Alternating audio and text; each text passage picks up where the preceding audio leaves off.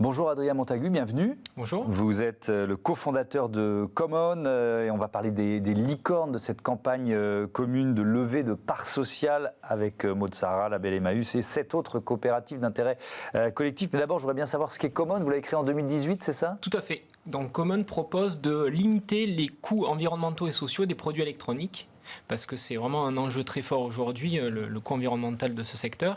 Et donc pour ça, ce qu'on propose, c'est de la location avec service de produits plus éco-conçus.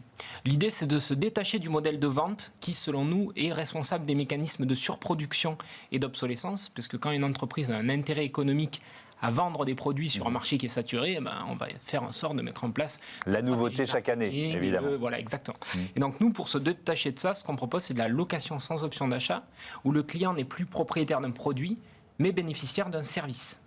On l'accompagne dans la durée pour allonger au maximum la durée de vie de son produit. Donc ça va être la prise en charge des pannes, l'assistance à l'usage, l'installation de systèmes d'exploitation alternatifs.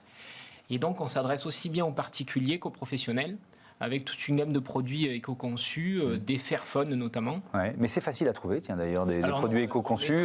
On est très clairement sur une niche de produits. Ouais. On est toujours en veille pour voir si de nouveaux acteurs émergent sur le marché. Toutefois, là, on a une gamme qui est assez restreinte, mais parce qu'on a un cahier des charges qui est aussi assez strict dans notre coopérative pour sélectionner les produits. On s'assure qu'ils soient plus réparables, éventuellement plus éthiques, si possible, plus durable. Enfin, on a tout un ensemble de critères et nous, notre but, ça va être d'allonger au maximum la durée de vie de ces produits chez les utilisateurs. Et donc, vous êtes 9 licornes avec 2 O, je vais toutes les citer, Cities, Cop Circuit, Label Emmaüs, La Nef, Télécoupe, ou Télécop d'ailleurs, Common, Enercop, Mobicop et Railcop. Voilà, on les voit s'afficher. Mozarda, c'est quoi l'idée? Moi, ce que je remarque, c'est qu'on est dans des secteurs d'activité assez variés. C'était une volonté, j'imagine, de toucher comme ça plein de secteurs d'activité? Oui, tout à fait. En fait, tous ensemble, on est tous autant de solutions de consommation à échelle nationale aussi. C'est ça qu'on veut incarner. Alors évidemment, on est encore des petits Goliaths des petits David plutôt face à des énormes Goliaths. Oui. Le lapsus, un jour, on sera des grands Goliaths. et c'est ça que ça veut dire aussi. On est petit, mais on est porteur d'espoir. On est porteur d'une autre façon de consommer, et d'une autre façon de faire entreprise aussi. De faire économie, avec une économie qui peut être au service déjà du partage de pouvoir, de richesse. Basée là-dessus, c'est possible. On peut faire de l'économie comme ça. On peut avoir des fondateurs, des fondatrices qui créent des entreprises avec cette philosophie-là et placer surtout ces entreprises au service d'un bien commun. Puisque c'est ça, les sociétés coopératives d'intérêt collectif, on se place au service d'un bien commun, que ce soit un bien environnemental, un bien social, voire les deux, si possible. Ouais. Il y a évidemment un clin d'œil aux licornes de la Startup Nation. C'est un autre modèle que vous proposez. C'est ça, on s'inscrit un petit peu en défaut de ce modèle-là et le clin d'œil est très clairement assumé, puisque aujourd'hui, ce qu'on observe, c'est que la raison d'être, quelque part, de ces startups capitalistes standards, c'est, in fine, de faire de la rémunération des actionnaires. Et très souvent, ce qu'on observe, c'est que la responsabilité de ces entreprises s'arrête là où commence à diminuer la rémunération des actionnaires. On peut prendre l'exemple, par exemple, de la mésaventure de Danone, entreprise à mission, où, voyant les enjeux RSE qui commencent à devenir un peu trop émergents, hop, on provoque l'éviction du PDG. Donc nous, on s'inscrit totalement en défaut de ce modèle-là qui, selon nous, est responsable du cul-de-sac dans lequel on se trouve d'un point de vue environnemental, d'un point de vue injustice sociale. C'est vraiment, en fait, c'est un non-sens pour nous, ce modèle-là, qui vise uniquement à favoriser l'enrichissement d'une minorité de personnes riches. On est vraiment pour une redistribution plus équitable des richesses, tout en préservant l'exploitation des ressources, parce qu'on est dans un environnement fini et il faut en prendre conscience. Et donc pour ça, on ne peut plus survaloriser à outrance des matières premières sur des marchés financiers. C'est plus possible, en fait. Donc il faut vraiment s'inscrire en défaut de ce modèle-là, en portant un récit axé sur la coopération. C'est ça aussi peut-être ce qui peut nous différencier des licornes qui incarnent un petit peu le modèle de la compétition et de l'art des marchés d'émerger sur un marché ultra compétitif. Nous, ce qu'on porte avec les licornes, c'est vraiment une dynamique collective, montrer qu'à 9, on peut s'entraider pour émerger sur des secteurs différents. Et c'est aussi ça, c'est l'entraide qu'on essaye de mettre en avant dans un monde où c'est la compétition qui prédomine aujourd'hui. Et donc, vous l'avez évoqué, mais très rapidement tout à l'heure, vous lancez une levée de parts sociales avec les licornes. La campagne, elle dure jusqu'au 30 juin. Comment ça marche? C'est quoi l'objectif, Maud Sarda? Alors tout simplement, on va sur le site des licornes. On peut y voir le projet de chaque licorne et notre projet commun à tous. En ligne, on peut prendre, pour l'instant, on va donner une intention d'investissement qui va se transformer en investissement sonnant et trébuchant, on l'espère. Donc c'est une campagne de pré-collecte jusqu'à fin mai. Et puis le mois de juin sera consacré à de la collecte effective. L'objectif, c'est de réunir au moins 6 000 nouveaux sociétaires. Il faut savoir que quand même, nos 9 coopératives réunissent déjà plus de 70 000 personnes partout en France. Donc là, on veut avoir au moins 6 000 personnes de plus qui nous rejoignent. Donc une part sociale. Moi, j'ai une part sociale de Label Emmaüs. D'ailleurs, on a chacun des parts sociales de Common et de Label Emmaüs. C'est ça aussi la collaboration. Et si un citoyen souhaite nous rejoindre, il va compter comme nous, en fait. Oui, c'est le principe de la coopérative. Il y aura une personne, égale une voix, égale un vote.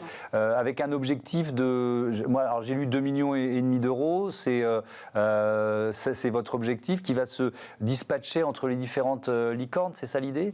Oui, en fait, c'est les gens finalement qui vont choisir aussi. Oui, ils choisissent l'entreprise. Ils choisissent leur licorne, en fait. Ils prennent leur part, avec au singulier comme au pluriel, ça serait encore mieux. Pourquoi choisir si on peut, si on a le pouvoir d'achat pour, tant qu'à faire, autant investir dans toutes les licornes. C'est notre objectif, évidemment. Et à terme, on aimerait pouvoir créer aussi une structure qui nous permette de lever des fonds pour l'ensemble des licornes. Là, aujourd'hui, on n'est pas encore structuré comme ça, mais c'est l'objectif demain.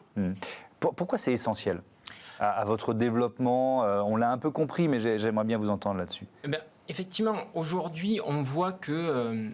des entreprises arrivent à lever des milliards sans avoir forcément une finalité sociale et environnementale véritablement en phase avec les enjeux auxquels on est confronté.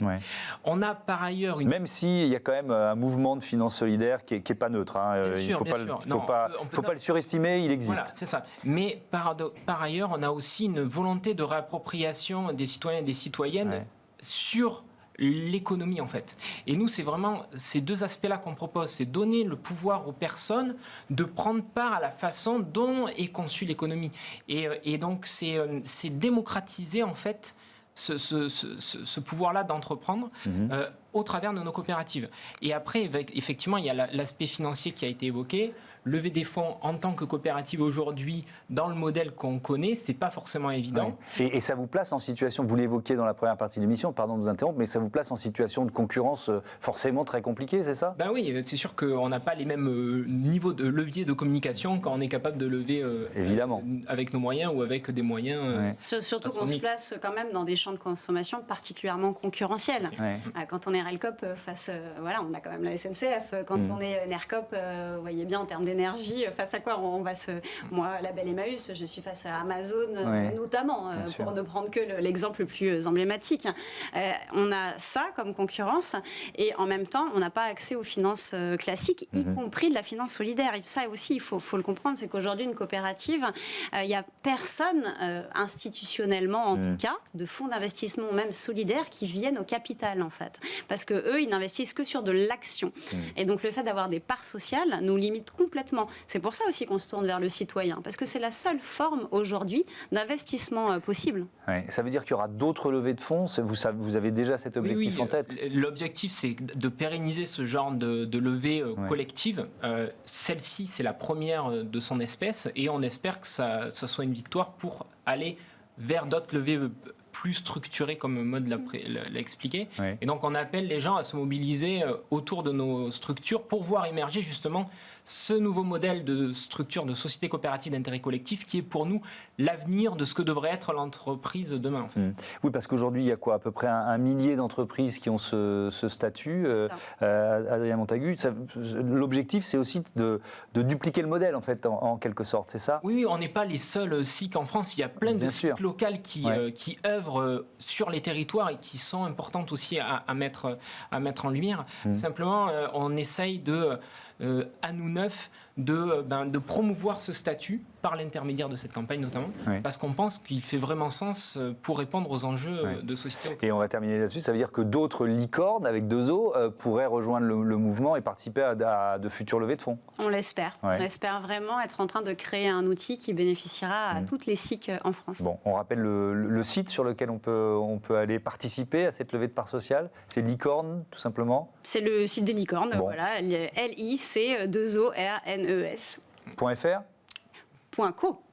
.co, voilà. .cop. Ah ben voilà, c'est ça qui me manquait. J'ai confondu avec la belle Emmaüs. C'est licorne avec 2 O, .cop. Oui. Ok, merci beaucoup à tous les deux. Bon vent à vos licornes. On passe à Smart Ideas tout de suite.